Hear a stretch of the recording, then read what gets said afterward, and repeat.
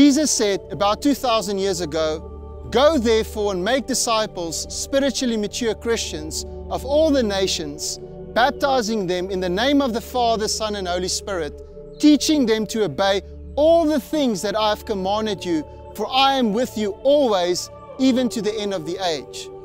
This command is meant for all His followers, not only for His disciples 2,000 years ago.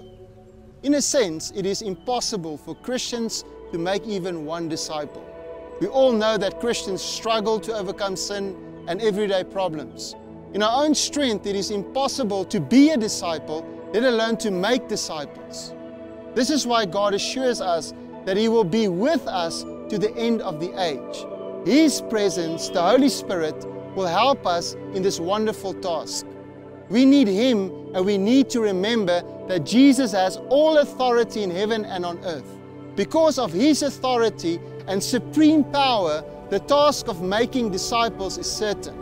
With God's manual, the Bible, with His Spirit within us, with the grace of Jesus Christ enabling us, we are sure to succeed in God's enterprise. Jesus said in Matthew chapter 16, verse 18, "On this rock," that's Christ, "I will build my church, and the gates of hell will not prevail against it." All the powers of sin, wickedness, and hell cannot overcome Jesus' power. Christians cannot be destroyed because Jesus overcame death. His marvelous aim and purpose is to see people from all ethnic groups, currently there are about 12,000 of them, come into His kingdom to worship Him. The goal of making disciples of Jesus is to enable them to worship and delight in God for eternity.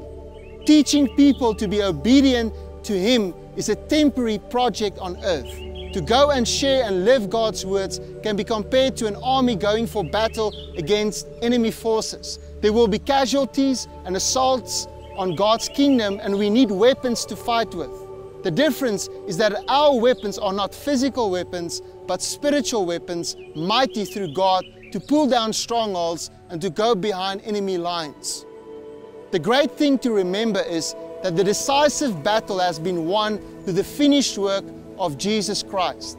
Christians, as God's soldiers, are to proclaim His victory so that God will receive the rewards of His suffering from all ethnic groups. One day, this opportunity to go into all the world and be on mission for Jesus will be gone. What vision and divine ambition drives you? Are you energized to do great exploits for God's glorious kingdom? There will be no end of the increase of God's government and peace. In Mark chapter 8 verse 38, Jesus said, "For whoever is ashamed of me and my words in this sinful and adulterous generation, of him the Son of Man will be ashamed when He comes in the glory of His Father with the holy angels." To make disciples of all nations is therefore not an option for believers, but a glorious responsibility and a privilege.